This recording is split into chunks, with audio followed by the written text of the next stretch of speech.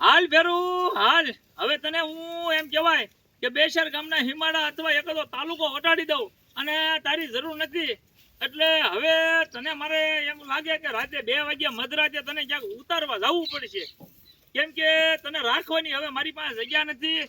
બીજી વસ્તુ કે આ ભગવાને વરસાદ વરાવ્યો છે 8 દી સખત, એમાં બધો નીણ સારો બગડી ગયો છે, ઘણું બધું નુકસાન થયું છે.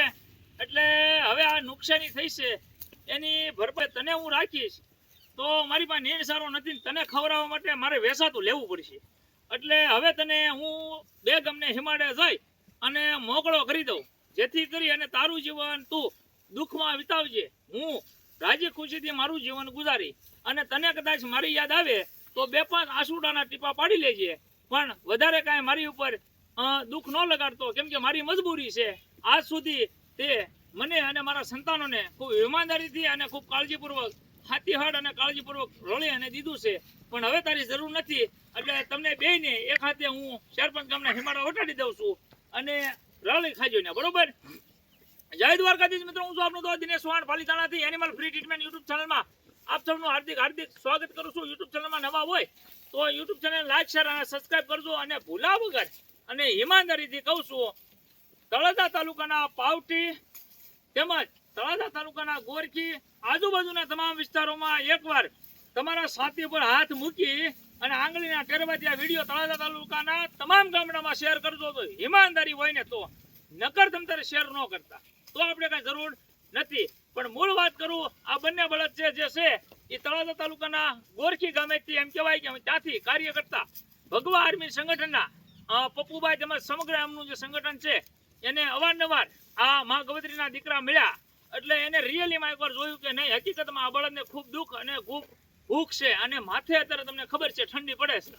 તો બધું તો સહન ન થાય, કોઈ માણસથી નહીં ન થાય મારા વાલા. આ તો દેખીતી વસ્તુ છે. માણસ એમ કહેવાય ને 5-6 હજારનો કોટ પહેરીને બેસી જાય સાનો મનો, પણ એક આ મા ગવત્રીનું સંતાન છે એની હમું કોઈ જોતું નથી. એટલે ખાસ તો પપ્પુભાઈ ભગવા આર્મી સંગઠનના ગોરખી ગ્રુપના તમામ કાર્યકર્તાએ આની હમું જોયું અને મેં કોલ આવ્યો એટલે મેં કીધું કાંઈ વાંધો નહીં, તમે તારે આવજો. મા ગવત્રીના સંતાનો માટે આપણે ગૌશાળા બનાવી છે, સુવિધાથી ભરપૂર છે ને ઠાકર હંધાઈને દે છે અને ઠાકર હંધાઈને દેવરાવે છે. ઠાકરના ભરોસે ગૌશાળા હાલે છે.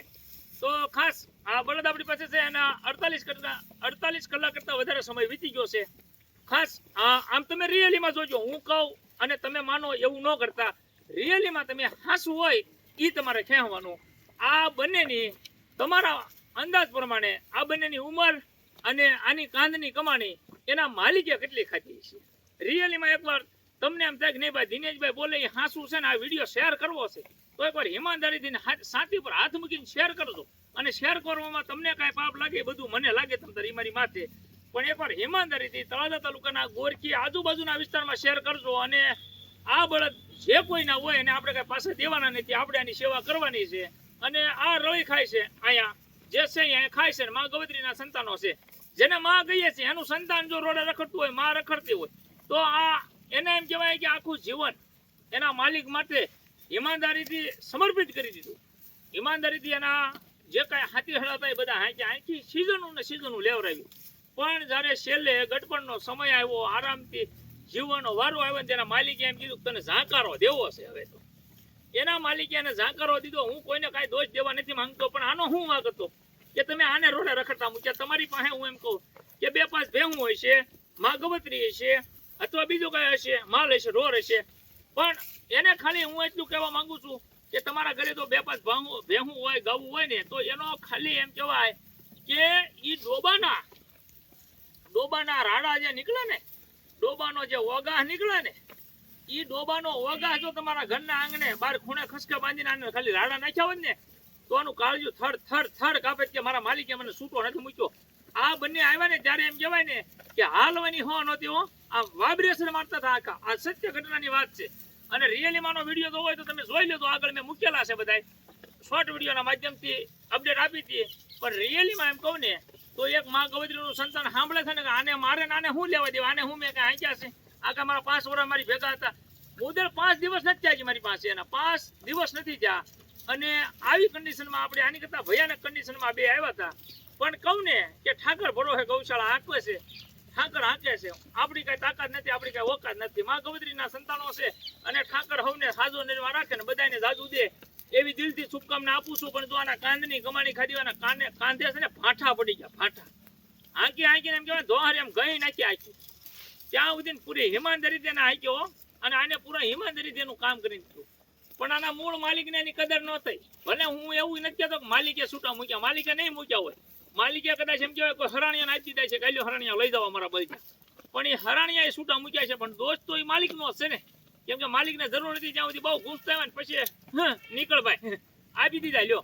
એટલે મૂળ વાત રિયલીમાં કહું ને તો હરાણિયાને કોઈ દી બળદ ન આપતા. તમારો બળદ દુઃખનો રસ્તો છેલ્લે અપનાવે. હરાણીઓ એવો વ્યક્તિ છે કે પેટ ઉપર પાટું નથી મારવું, પણ રિયલીમાં એનો ફૂલ વિડીયો ટૂંક સમયમાં હું બનાવી નાખીશ. એનો કોઈ શંકાને સ્થાન નથી. પણ રિયલીમાં આ બે બળદ છે બહુ દુઃખી હતા, કન્ડિશન ખરાબ હતી. ખૂબ કાળજીપૂર્વક સેવા કરવાની છે, દિલથી સેવા કરવાની છે બેને. આમ જુઓ.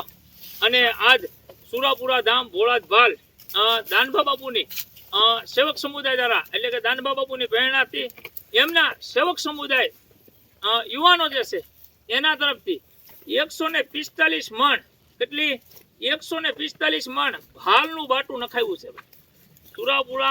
સુરાપુરા ધામ ભોળાદ ભાલ દાનભા બાપુ આ સેવક સમુદાયને બધાની કાયાને નિરોગી રાખે અને બધા યુવાનો ખૂબ જીવનમાં પ્રગતિ કરે અને પ્રગતિના શિખરોને પાર કરે એવી હૃદયના ભાવથી શુભકામના પાઠવું છું. તમારાથી દેવાય તો અવશ્ય જે કાંઈ થાય એ દેજો. મા ગૌત્રીના સંતાનો છે, મા ગૌત્રીના સંતાનો માટે માંગુ છું. મારા માટે બિલકુલ માંગતો નથી. જે કાંઈ આપો છો એ મા ગૌત્રીના સંતાનો ખૂબ આનંદ સાથે, ખૂબ ખુશી સાથે દિવસો ગુજારે છે અને બહુ આનંદ સાથે જીવે છે. વધારે કાંઈ અપડેટ આપી નથી. બળદ ખૂબ સારા છે, પણ કહેવાનો મતલબ કે ગટપણ આવ્યું, માલિકને જરૂર નહોતી એટલે કીધું ભાઈ નીકળ. એ ભાઈ તું નીકળ. જુઓ આવો માયાળું બળદ છે ભલામણા, અને તમે આની કદર ન કરો તો કોની કરો? હે, આને ભલે આપણે કાંઈ દોષ નથી દેતા, પણ મૂળ આના માલિકની મોટામાં મોટી ભૂલ કહેવાય કે એને 1500 માથે ઉપરામણ આપ્યા છે. એમ કહેવાય ને, ઉપરામણ 1500 આપ્યા છે, હરણિયાને આપ્યા છે. પણ અથવા કોઈ બીજા મૂક્યા છે. બાકી મૂકેલા બળદ છે ફાઇનલ. કાંદની કમાણી ખાધી હોય એને કોઈ ઝાંકાર ન દેવાય એવા અબોલ જેવો છે બે. એમ જો વડિયારા. બાકી રિયલીમાં આવડા ડોરા પાછા જેઠ મહિને ગોતતા આવે.